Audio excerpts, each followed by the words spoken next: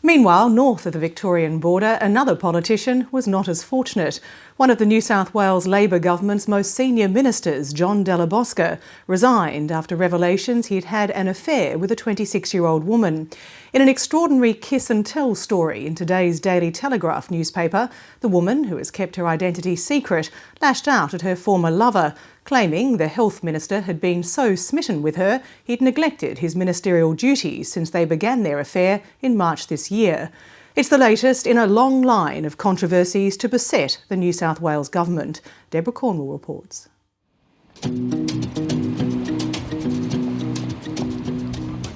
I've made some poor decisions. I have taken the consequences of those decisions. I've resigned my job as Health Minister and as Leader of the Government and Legislative Council.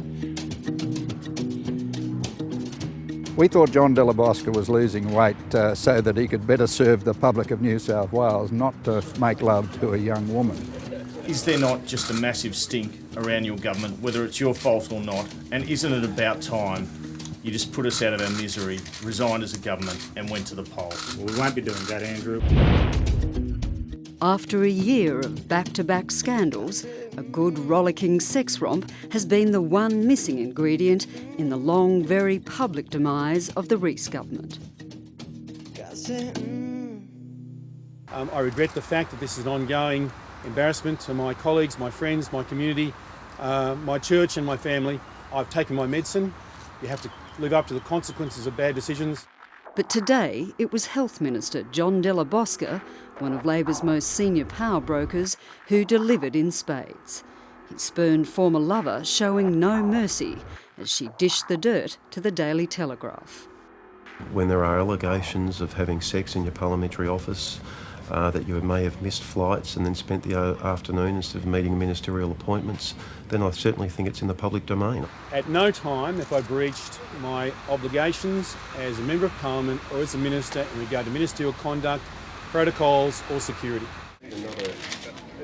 The Daily Telegraph agreed to suppress the name of the minister's mistress, but didn't hold back on some excruciatingly private details, such as the minister's love-fuelled text messages and his rather deluded advice that, if anyone asked, she should pass herself off as his niece. I guess the original reaction was, why? Why would you come forward?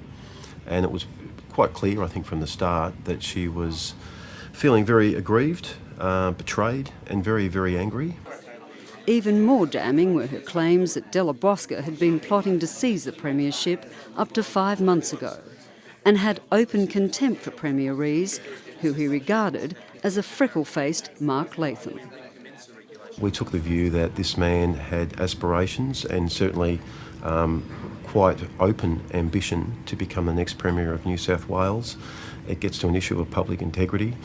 If anyone out there says that they actually know where that blurry line actually stands between that divides public life and private lives, then they're a liar. Today's implosion of the Health Minister should have come as some sort of reprieve for Premier Reece, who spent most of his leadership fending off a growing band of wannabe premiers, with Della Bosca heading the pack. Mr Della Bosca, do you think that you were set up? Asked if he thought his own government may have leaked the story to get rid of him, Della Bosca at first seemed lost for words. There is no possible way in which anything that has occurred could be described as a setup. But such is the level of treachery and dissent inside the Reece government, even the Premier seems unconvinced he can get back to the daily business of governing any time soon. Premier, a year ago on Saturday you told us you were going to end the soap opera. How's that going? How do you think? A year ago, the Premier promised an end to the soap opera.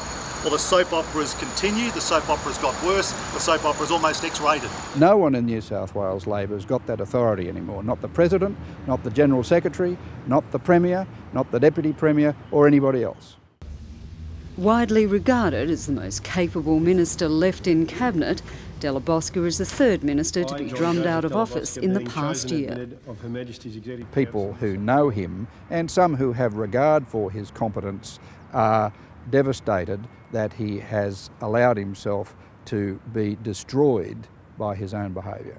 think that's it, folks. Until today, the biggest obstacle to Della Bosca's leadership ambitions was his bad-tempered wife, Labor federal Senator Belinda Neal, who was seen as a political liability in the wake of last year's so-called Iguanagate scandal. But in the end, it was his mistress who would destroy his career. It's vicious politics that's played in New South Wales sometimes, and I don't think it's going to go away. It's hard to see how anything could undermine further this fragile state government. I mean, they've careered from one debacle and disaster to another.